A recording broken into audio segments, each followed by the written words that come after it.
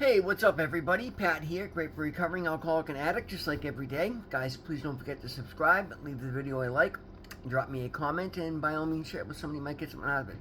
Other than that, guys, happy Sunday, God's Day. And yeah, guys, what a week. I love to reflect on my week on Sundays as well as just enjoy my day. You know, I work only when necessary, but I usually like to go to church, and it's my favorite long workout at the gym. Yeah, what a great day, guys. And we got a good reading today, guys. It goes right hand in hand with being God's Day. It's titled Hope. Hope. Gradually, as we become more God-centered than self-centered, our despair turns to hope.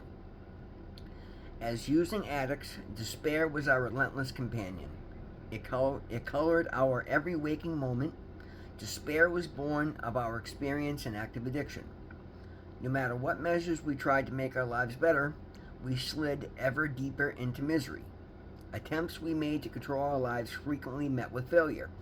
In a sense, our first step admission of powerlessness was an acknowledgement of that despair.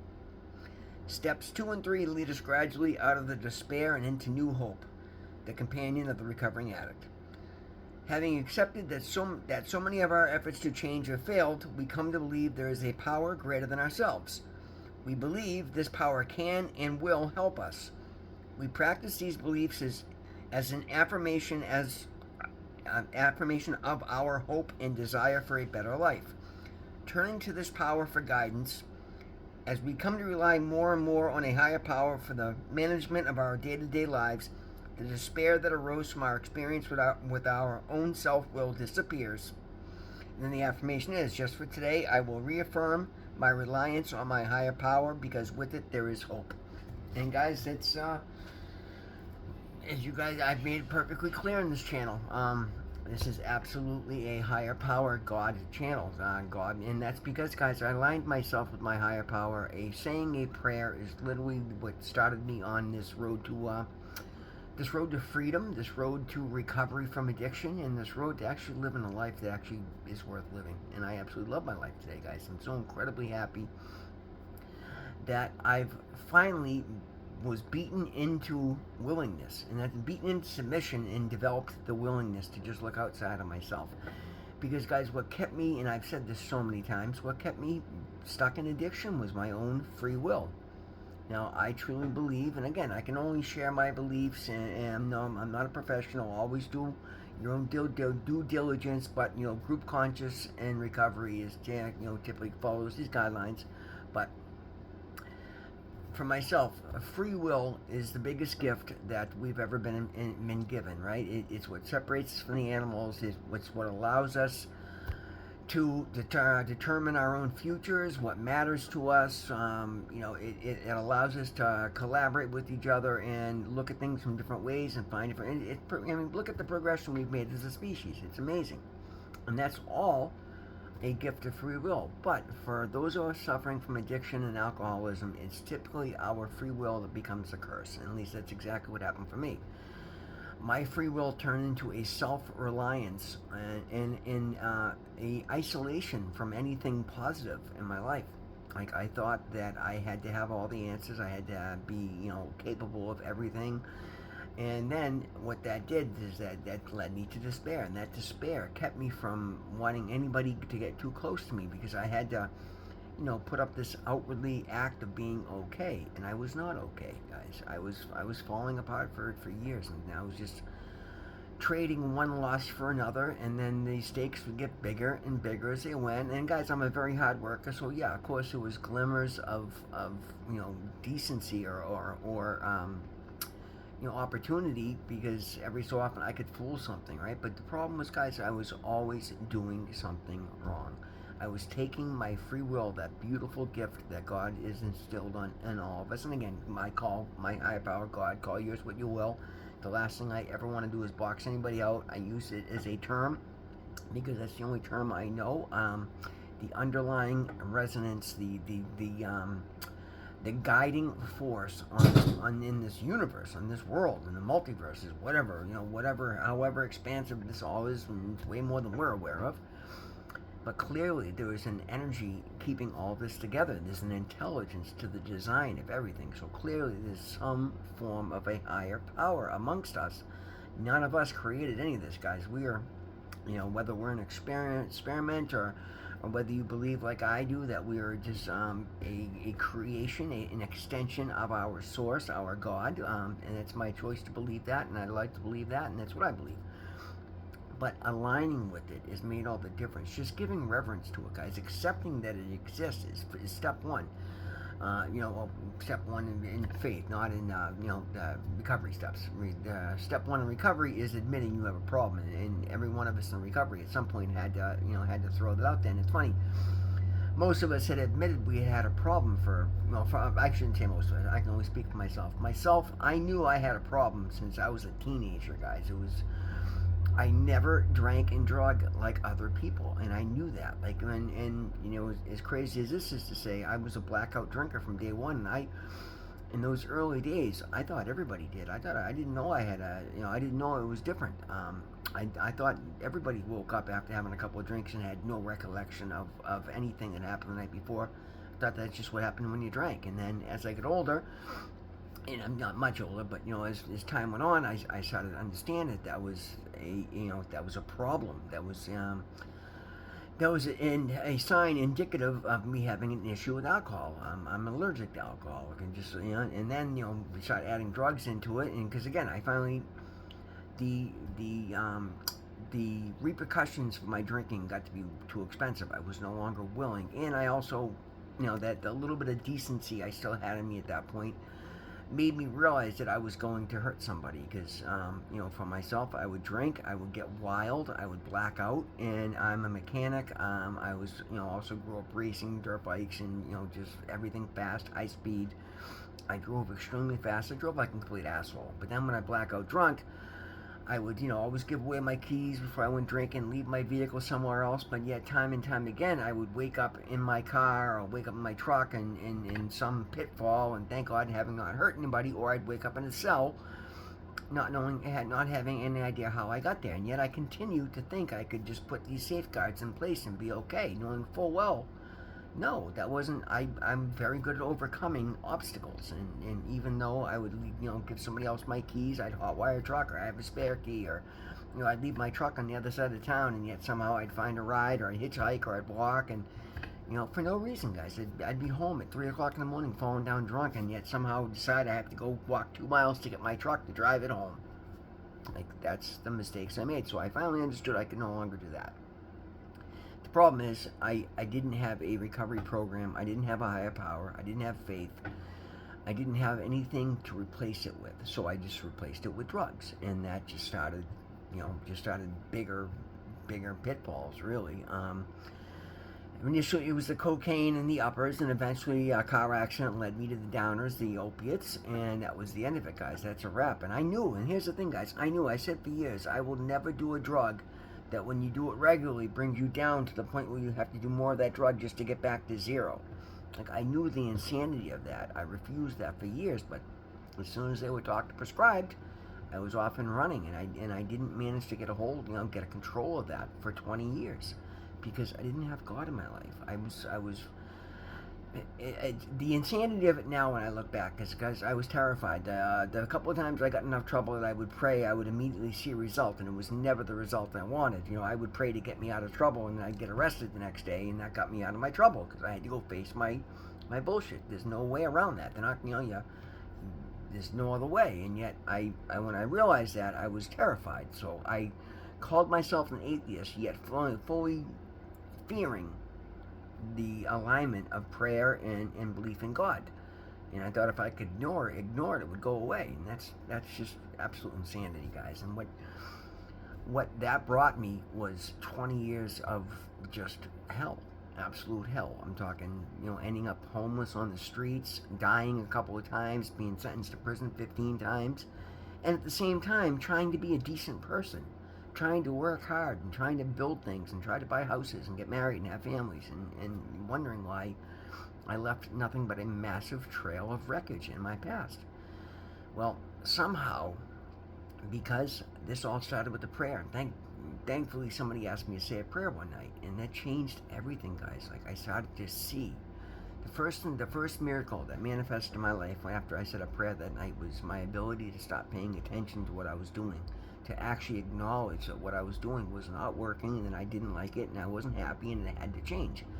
At that point, I was still terrified. I knew I was, hooked deeply on fentanyl. I was in bad shape. I had no support left, and I was getting ready to be evicted from my apartment, and at that point I'm like, well, but if I have to, I will. But fortunately, my landlord reached out and said, if you go to rehab, I'll hold your apartment. Gave me a glimmer of hope, right? But again, that was because I'd been praying for months at that point, asking God to let me walk in His light and to show me His path for me. And the one thing I did was I started being consistently praying, and the more I did, the more I understood I had to get off the drugs.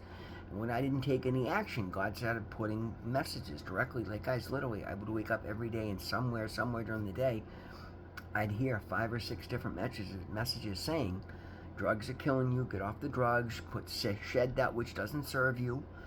And I knew full well. But guys, I felt seen. Like, it started giving me hope, because I felt like I was a part of something. Even though I was on the wrong side of it, I understood there was something there for me. So when I finally made that decision that I couldn't do it on my own, because, guys, I did. I tried to lay in bed. I tried to kick on my own. I was on like a 7-gram a day fentanyl habit. I say heroin, but there hadn't been any heroin in that for God knows how long. And fentanyl was just worse.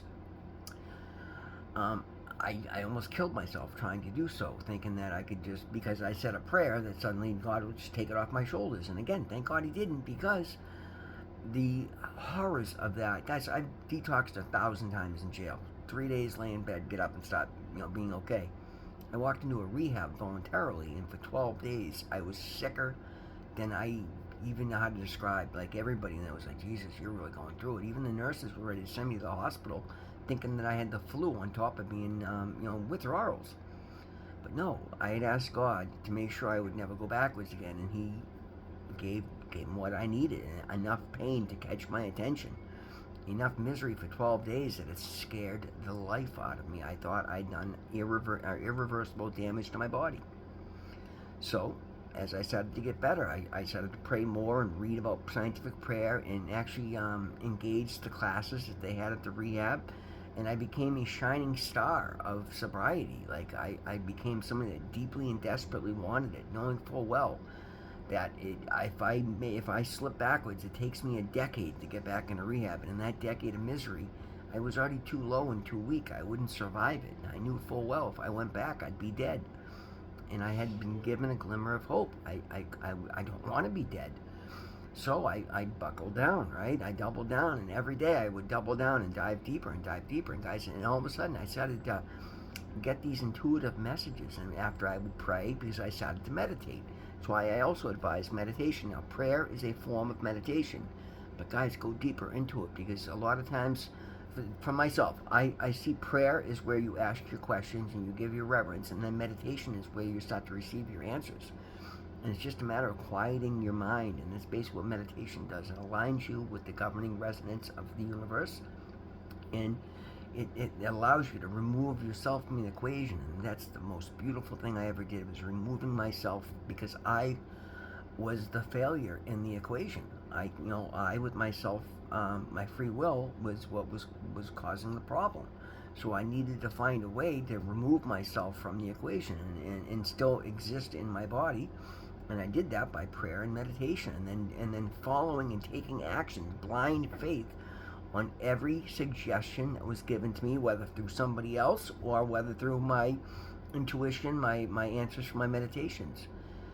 And as I did so, I started to see immediate results. I started to get answers and it was like crazy fast, guys. If you watch all my videos from day one, there were times that I would read a Bible verse that said, whatever you give to charity will be given back to you tenfold. And an hour later, I'd give a homeless person $10, and 20 minutes later, I find a $100 bill on the ground. It was like immediate, like wow, like what's going on here? It was almost mind-blowing, but every time I did, I understood. And that's the difference, guys. When these things happen, you have to see the good in them and say, okay, that's a direct message. That is a direct test that I just passed. Let me pay attention, look for the next one, and then do the same thing. Answer, but see the miracle in it. Don't deny it. Don't question it, but just get in line with it and say, okay, well, where else can I do this? What else can I do? What do you want from me? Thank Him. Be thankful in your prayers. Live in a state of gratitude. Try to help other people around you. That's all I've done, guys. I just adopted a state of gratitude, a baseline of positivity, and a willingness to engage with every good thing in my life, and also a willingness and ability to start paying attention to where I was falling short and trying to make improvements. Again, not overwhelming, not with any perfection, and not holding myself to any unrealistic standard. Just when I noticed I was out of line, stepping back into line, apologizing when necessary, and trying to do better. Trying to actually stop and digest and respond rather than just my sideways reactions that I was so used to. And that's it, guys. That's what builds hope, right? Hope for me is turned into blind faith, and that's turned into an alignment, and that's turned into a fresh start, a completely clean slate where I haven't had to answer to anybody other than my higher power. It's given me the opportunities to completely rebuild my life in the fastest, shortest, most beautiful time frame I've ever seen in my life. Guys, next week I'll have 9 months of continuous sobriety. But in that 9 months, I've addressed everything I could possibly think of in my life. My health, I had that growth in my face. I was concerned. I had hepatitis. I had this, that, the other. And I just started eating healthier and exercising and going to therapy and going to my doctor's appointments and getting medically assisted treatment, meeting with a recovery coach, recovery advisor, started my YouTube channel, got involved in AA, not just going to meetings, but got involved in my home group. That's it, guys. Made recovery number one. Made that the underlying rule of my life, that I had to be sober and I had to work my recovery program in order to remain sober, knowing full well I could not do it on my own. Guys, I say these things every day because they work. I mean, for once in my life, I'm an example of good. For once in my life, I'm an example of what's possible when you do everything right. And I love that today, guys. For once in my life, I look in the mirror and I know who's looking back at me. And I like that person. I love that person. I love the things that I do. I love the opportunities that I get, and I love the way my life is going. I won't throw them, the monetary, the financial, but guys, those rewards come. If you show up every day and do good work for myself, I've been given the opportunity to open a business, and then my business is thriving. It's a business I thought I'd open it for years, but I was always too afraid, thinking it wouldn't go anywhere. But I've taken blind faith. I've taken leaps of faith at every opportunity this time around, because I challenged myself and promised myself that I would believe in myself. And even though if I pick up my foot and don't know where it's going to land, I just close my eyes and say, God, catch me, and step. And that's what I've continued to do. Things have gotten better than I ever dreamed possible. They will for any of you guys. Addiction is despair. Recovery is hope. It's that simple, guys. There's a lot of work in between, but I can honestly promise you, addiction is despair, recovery is hope, and there's a lot of hope in recovery. Guys, that's the video for today. Thank you so much for being here. Always remember, God loves you. I love you. We'll see you in the next one.